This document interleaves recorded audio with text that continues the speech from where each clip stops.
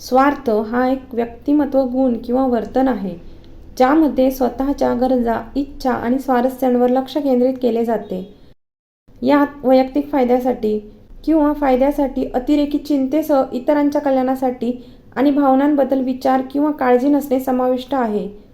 स्वार्थी व्यक्ती त्यांच्या स्वतःच्या गरजा आणि इतरांपेक्षा स्वतःच्याच गरजांना जास्त प्राधान्य देतात. कधीकधी त्यांच्या कृतींचे इतरांवर होणाऱ्या परिणामांकडे ते दुर्लक्ष करतात. स्वार्थीपणा म्हणजे स्व-केंद्रित असण्याची गुणवत्ता किंवा वर्तन, स्वतःवर जास्त लक्ष केंद्रित करणे आणि वैयक्तिक लाभ किंवा फायद्यांना प्राधान्य देणाऱ्या मार्गाने वागणे. हे सामान्यतः एक नकारात्मक गुणधर्म मानले जाते, कारण जास्त स्वार्थीपणामुळे संघर्ष होऊ शकतो, नातेसंबंध ताणले जाऊ शकतात आणि सामाजिक परस्पर संवादांमध्ये सहकार्य आणि सहानुभूतीमध्ये अडथळा येऊ शकतो. लोक इतके स्वार्थी का असतात? लोक स्वार्थी का असू शकतात याची कारणे बहुआयामी आहेत आणि व्यक्तिपरत्वे बदलू शकतात. स्वार्थी वर्तनासाठी अनेक घटक योगदान देतात. पहिला मुद्दा आहे सर्व्हायव्हल इन्स्टिंक्ट्स. स्वार्थीपणाचे मूळ आपल्या उत्क्रांतीच्या इतिहासात असू शकते. टंचाई किंवा धोक्याच्या वेळी व्यक्ती त्यांच्या स्वतःच्या जगण्याला आणि त्यांच्या जवळच्याच नातेवाईकाच्या कल्याणाला प्राधान्य देऊ शकतात, जेणेकरून त्यांचे जनुक पुढच्या पिढीकडे हस्तांतरित होईल. दुसरा मुद्दा आहे पालन आणि पर्यावरण. सुरुवातीच्या आयुष्यातील अनुभव आणि एखादी व्यक्ती ज्या वातावरणात मोठी होते ते त्यांच्या वर्तनावर परिणाम करू शकतात. जर एखादी व्यक्ती अशा वातावरणात वाढली असेल जिथे आत्मकेंद्रिततेला पुरस्कृत केले जाते किंवा प्रबलित केले जाते, तर ते स्वार्थी प्रवृत्ती विकसित करू शकतात. तिसरा मुद्दा आहे सांस्कृतिक आणि सामाजिक नियम.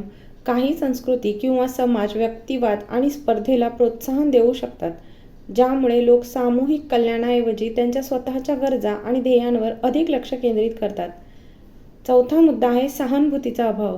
काही व्यक्तींना इतरांबद्दल सहानुभूती अनुभवण्यात किंवा व्यक्त करण्यात अडचण येऊ शकते, जे स्वार्थी वर्तनास कारणीभूत ठरू शकते.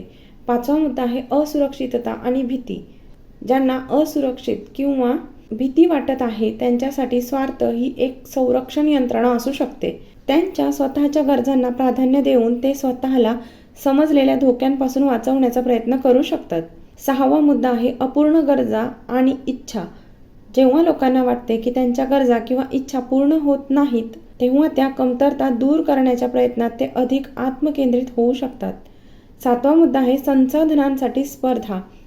संसाधने मर्यादित असलेल्या परिस्थितीत व्यक्ती त्यांच्या जगण्यासाठी किंवा यशासाठी आवश्यक असलेल्या गोष्टी सुरक्षित करण्यासाठी स्वार्थी वर्तनाचा अवलंब करू शकतात. आठवा मुद्दा आहे दृष्टिकोन. काही लोक इतरांचे दृष्टिकोन आणि भावना समजून घेण्यास किंवा त्यांची प्रशंसा करण्यासाठी संघर्ष करू शकतात, ज्यामुळे एक स्वकेंद्रित जागतिक दृष्टिकोन निर्माण होतो. हे ओळखणे आवश्यक आहे की स्वार्थी वर्तन अस्तित्वात असताना मानव सहानुभूती, करुणा आणि सहकार्य करण्यास सक्षम आहेत. अनेक व्यक्ती इतरांच्या चिंतेसह त्यांचे स्वार्थ संतुलित करतात, ज्यामुळे निरोगी आणि परस्पर फायदेशीर परस्पर संवाद घडतात.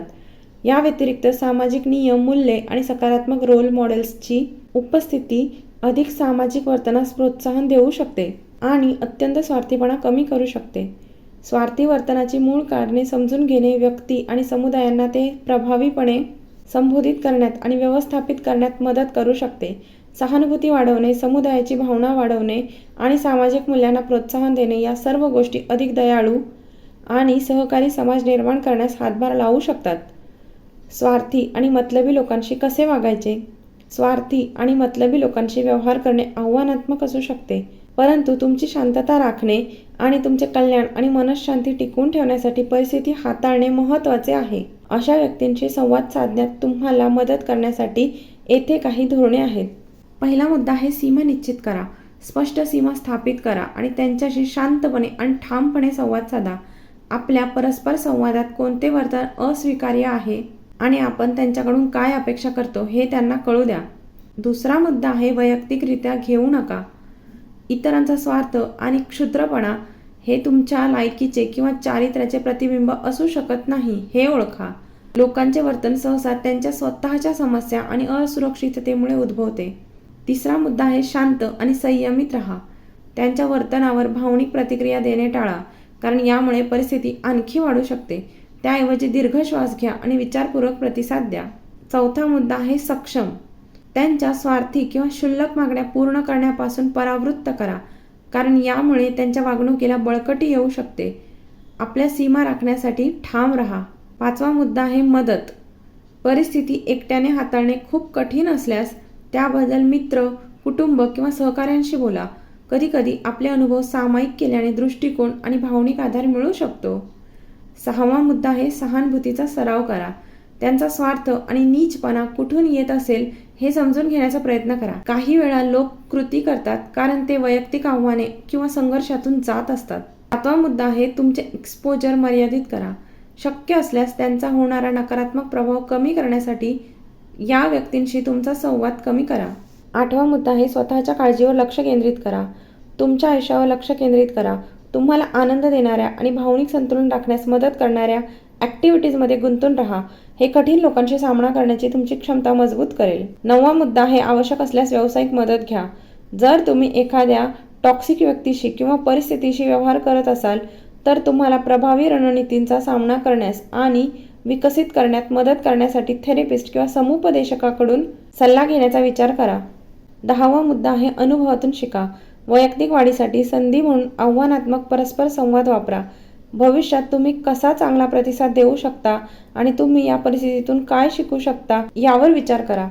लक्षात ठेवा की तुम्ही इतरांच्या वर्तनावर नियंत्रण ठेवू शकत नाही, परंतु तुम्ही त्यास कसा प्रतिसाद द्याल हे तुम्ही नियंत्रित करू शकता. संयम, सहानुभूती आणि स्वतःची काळजी घेण्याचा सराव करून तुम्ही तुमच्या कल्याणाचे रक्षण करताना स्वार्थी आणि अर्थपूर्ण लोकांशी संवाद साधू शकता.